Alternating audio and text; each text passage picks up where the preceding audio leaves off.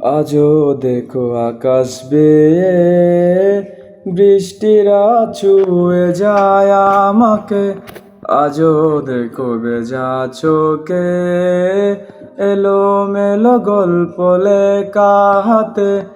তোমাকে বুঝানো গেল না,